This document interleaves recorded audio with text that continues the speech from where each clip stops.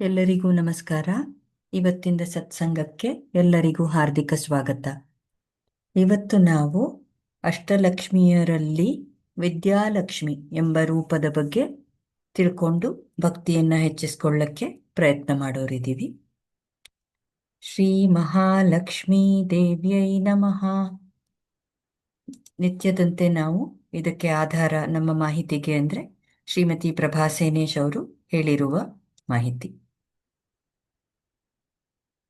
ವಿದ್ಯಾಲಕ್ಷ್ಮಿಯ ಧ್ಯಾನ ಶ್ಲೋಕ ಹೀಗಿದೆ.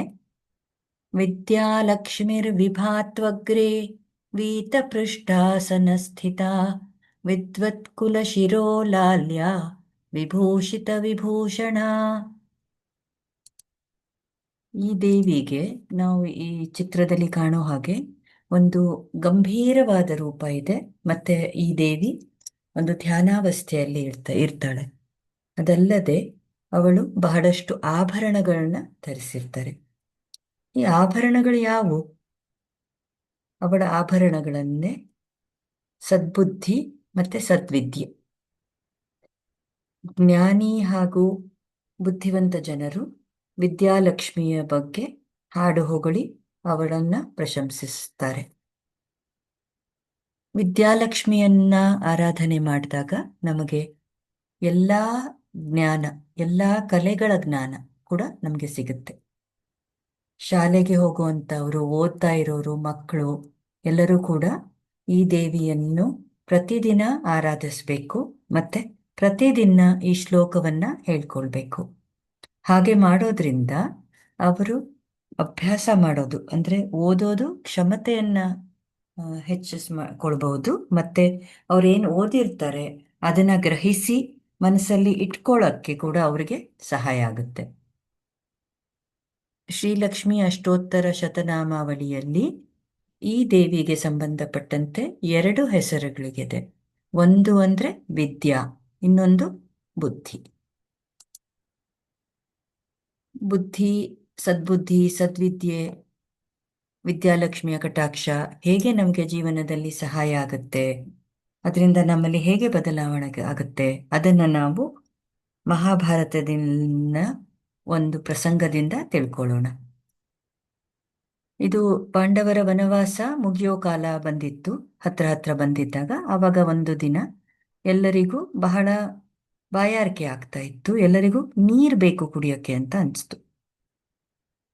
ಸಹದೇವ ಈ ನೀರನ್ನ ಹುಡುಕಕ್ಕೆ ಹೊರಟ. ಅಲ್ಲಿ ಹೋದಾಗ ಅಲ್ಲಿ ಒಂದು ಚಿಕ್ಕದು ಒಂದು ಕೆರೆ ತರ ಇತ್ತು. ಅಲ್ಲಿ ನೀರು ಕುಡಿಯೋಕ್ಕೆ ಅಂತ ಹೋದ. ಅಲ್ಲಿ ಒಂದು ಅಶರೀರವಾಣಿ ಆಯ್ತು. ಆ ವಾಣಿ ಅವನಿಗೆ ಏನು ಹೇಳ್ತು ಅಂದ್ರೆ, ಇಲ್ಲಿ ನೀರು ಕುಡಿಯಕ್ಕೆ ಮುಂಚೆ ನೀನು ನನ್ನಲ್ಲಿ ಅನುಮತಿ ಪಡಿಬೇಕು. ನಾನು ಕೇಳುವಂತಹ ಪ್ರಶ್ನೆಗಳಿಗೆ ನೀನು ಉತ್ತರ ಕೊಡಬೇಕು. ಅದಾದ ನಂತರವೇ ನೀನು ಈ ನೀರನ್ನ ಕುಡಿಬಹುದು ಅಂತ. ಆದ್ರೆ ಸಹದೇವ ಏನ್ ಮಾಡ್ದ ಅಂದ್ರೆ ಆ ಮಾತಿಗೆ ಏನೂ ಗಮನ ಕೊಡ್ಲಿಲ್ಲ. ಅದನ್ನ ಅಲಕ್ಷ್ಯ ಮಾಡಿ ಹೋಗಿ ನೀರು ಕುಡಿಯೋಕ್ಕೆ ಪ್ರಯತ್ನಿಸ್ದ. ಹೀಗೆ ಮಾಡಿದಾಗ ಅಲ್ಲೇ ಪ್ರಜ್ಞೆ ತಪ್ಪಿ ಏನೋ ಸತ್ತು ಹೋಗಿದಾನೋ ಅನ್ನೋ ತರ ಅಲ್ಲಿ ಬಿದ್ಬಿಟ್ಟ. ಅದಾದ ನಂತರ ನಕುಲ ಕೂಡ ಹೊರಟು ಅವನ್ನ ಹುಡ್ಕೊಂಡು ಮತ್ತೆ ನೀರನ್ನ ಹುಡ್ಕೊಂಡು ಹೊರಟ. ಆ ಅಶರೀರವಾಣಿ ಅವನಿಗೂ ಕೂಡ ಹೇಳ್ತು. ಅವನು ಕೂಡ ಆ ಅಶರೀರವಾಣಿ ಹೇಳಿದ್ದನ್ನ ಲಕ್ಷ್ಯ ಮಾಡಿ ನೀರು ಕುಡಿಯಕ್ಕೆ ಹೋದ. ಅವನು ಬಿದ್ದ. ಮತ್ತೆ ಅರ್ಜುನ, ಭೀಮ ಕೂಡ ಬಂದ್ರು. ಅವ್ರಿಗೂ ಕೂಡ ಇದೇ ಗತಿಯಾಯಿತು. ಕೊನೆಗೆ ಯುಧಿಷ್ಠಿರ, ಧರ್ಮಪುತ್ರ ಧರ್ಮರಾಜ ಅಲ್ಲಿ ಬಂದ. ಇವರು ಅಲ್ಲಿ ಬಿದ್ದಿರೋದನ್ನ ಕಂಡು ಅವನಿಗೆ ಒಂದು ಅನಿಸ್ತು ಮನಸ್ಸಲ್ಲಿ, ಈ ನೀರಿಂದಾನೇ ಏನೋ ಆಗಿರಬಹುದು ಅವ್ರಿಗೆ ಅಂತ ವಿಚಾರ ಮಾಡ್ತಾ ಇದ್ದ. ಈ ನೀರು ಕುಡಿಯೋಕ್ಕೆ ಸಂಬಂಧಪಟ್ಟಂತೆ ಏನೋ ಆಗಿರಬಹುದು ಅಂತ. ಆವಾಗ ಆ ಅಶರೀರಿ ವಾಣಿ ಅವನಿಗೂ ಕೂಡ ಅದನ್ನೇ ಹೇಳ್ತು.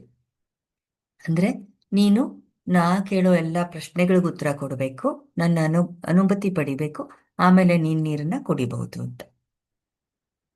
ಯುಧಿಷ್ಠಿರನ ಸ್ಥಿತಿ ಹೇಗಿದ್ದಿರಬಹುದು ನಾವು ಊಹಿಸ್ಕೋಬಹುದಲ್ಲ. ಅಷ್ಟು ಬಾಯಾರಿಕೆಯಿಂದ ಜೀವ ಒದ್ದಾಡ್ತಾ ಇದೆ. ಆ 4 ಜನ ಬಿದ್ದಿದ್ದಾರೆ ಅಲ್ಲಿ, ಅವ್ರು ಸತ್ತಿದಾರ ಬದುಕಿರ ಗೊತ್ತಿಲ್ಲ. ಆದ್ರೆ ಇಂಥ ಮನಸ್ಥಿತಿ, ಇಂಥ ಸ್ಥಿತಿ ಇರೋವಾಗ್ಲೂ ಕೂಡ ಯುಧಿಷ್ಠಿರ ಏನ್ ಮಾಡಿದ್ರು ಅಂದ್ರೆ ಅತ್ಯಂತ ತಾಳ್ಮೆಯಿಂದ ಆ ಅಶರೀರವಾಣಿ ಹೇಳಿದ್ದನ್ನ ಗೌರವಿಸಿ ಅದಕ್ಕೆ ಗಮನ ಕೊಟ್ಟು ಆ ಅಶರೀರವಾಣಿಯಿಂದ ಏನೇನು ಪ್ರಶ್ನೆಗಳು ಬಂತಲ್ಲ ಆ ಎಲ್ಲ ಪ್ರಶ್ನೆಗಳಿಗೂ ಉತ್ತರ ಕೊಟ್ಟ. ಈ ಪ್ರಸಂಗ ಏನಿದೆಯಲ್ಲ, ಆ, ಯುಧಿಷ್ಠಿರ ಮತ್ತೆ ಅಶರೀರವಾಣಿಯ ಮಧ್ಯದಲ್ಲಿ ನಡೆದಿದ್ದ ಸಂವಾದ ಪ್ರಶ್ನೋತ್ತರಗಳಲ್ಲಿ, ಅದನ್ನ ಮಹಾಭಾರತದಲ್ಲಿ ನಾವು ಯಕ್ಷ ಪ್ರಶ್ನೆ ಅನ್ನೋ ಒಂದು ಪ್ರಸಂಗದಲ್ಲಿ ಹೆಸರಿನಲ್ಲಿ ಓದ್ತೀವಿ. ಇಲ್ಲಿ ನಾವು ಗಮನಿಸಬೇಕಾಗಿರೋದೇನು ಅಂದ್ರೆ, ಇಂತಹ ಕಠಿಣ ಬಿಕ್ಕಟ್ಟಿನ ಪರಿಸ್ಥಿತಿ, ದುಃಖದ ಪರಿಸ್ಥಿತಿ ಇದ್ದಾಗಲೂ ಕೂಡ ಯುಧಿಷ್ಠಿರ ಧರ್ಮಪುತ್ರ ಎಷ್ಟು ಒಂದು ಜಾಗರೂಕತೆಯಿಂದ ಮತ್ತೆ ತಾಳ್ಮೆಯಿಂದ ವರ್ತಿಸ್ತ ಅಲ್ವಾ. ಇದರ ಮೂಲಕ ಅವನು ಎರಡು ಗುಣಗಳನ್ನ ನಾವು ತೋರಿಸಿದ ಹಾಗೆ ನಾವು ಕಂಡುಕೊಳ್ಬಹುದು.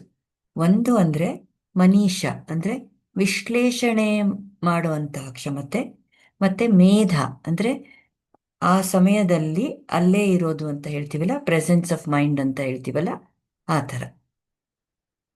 ಇಂಥ ಕಷ್ಟದ ಪರಿಸ್ಥಿತಿ ಇದ್ದಾಗ ಧರ್ಮರಾಜ ಹೀಗಿರ್ಲಿಕ್ಕೆ ಹೇಗೆ ಸಾಧ್ಯವಾಯಿತು?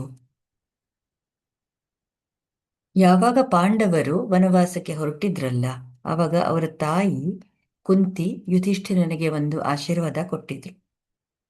ಲಕ್ಷ್ಮೀದೇವಿಯ ಕೃಪಾ ಕಟಾಕ್ಷ ಅನುಗ್ರಹ ಯಾವಾಗ್ಲೂ ನಿನ್ಮೇಲಿರ್ಲಿ, ಮತ್ತೆ ನಿನ್ನ ಬುದ್ಧಿ ಎನ್ನ ಯಾವಾಗ್ಲೂ ಯೋಗ್ಯ ದಿಶೆಯಲ್ಲಿ, ಮತ್ತೆ ಯಾವಾಗ್ಲೂ ಇತರರ ಬಗ್ಗೆ ಒಳ್ಳೆಯದನ್ನೇ ಆಲೋಚನೆ ಮಾಡುವಂತೆ ಇಡ್ಲಿ ಅಂತ ಆಶೀರ್ವಾದ ಕೊಟ್ಟಿದ್ರು.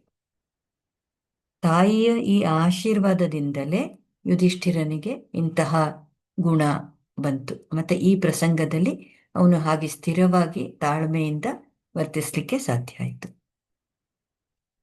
ಇಂದು ನವರಾತ್ರಿಯ 6ನೇ ದಿನ.